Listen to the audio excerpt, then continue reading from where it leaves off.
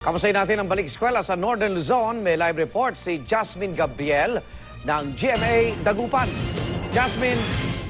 Igan, live nga tayo ngayon dito sa Dagupan City National High School. Isa sa mga school sa Pangasinan na may pinakamalaking populasyon kung ang pag-uusapan natin ay mga city schools. Actually, sa mga oras na ito, makikita natin na yung mga nag-start na sa kanilang short program na pinangungunahan ng student government ng City High.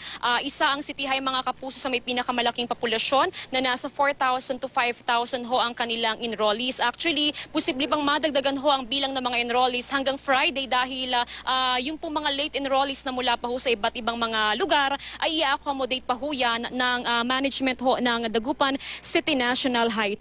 Mga kapuso, makikita ho natin na talagang handang-handa na ho ang mga estudyante at nakakatuwa dahil ang mga estudyante ho dito ay galing pa ho sa iba't ibang mga lugar. Karamihan po galing pa sa mga island barangay. Makikita ho natin kung gaano sila kahanda. Nakakatuwa dahil first day talagang makikita natin kung gaano ka-presentable ang mga estudyanteng pumasok dito. At kaugnay niyan, makakasama natin ang school principal ng Dagupan City National High School, Ma'am Early Detario. Ayan. Good morning, Ma'am. Live ho tayo sa unang lalong-lalo na yung mga tagapaginig ng GMA. Alright. Ma'am, tanungin lamang natin, first day of school so far, ano ho yung mga nakikita ho natin na problem ngayong first day?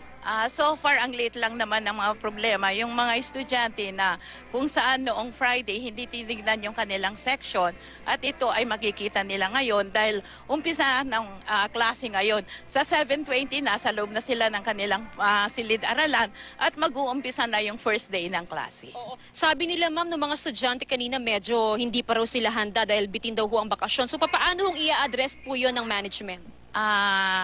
I-address yan ng management dahil may Sabado naman at Linggo na kung saan wala namang pasok. So doon na lang nila i-consume kung nabitin yung kanilang bakasyon ng summer. Alright, thank you so much, Ma'am Early Detario, ang school principal ng Dagupan City National High School. So Igan, makikita natin, okay na okay ang mga estudyante. First day of class, napakahanda na mga estudyante. So yan muna ang latest mula dito sa Pangasinan. Balik sa iyo, Igan. Maraming salamat, Jasmine Gabriel ng GMA Dagupan.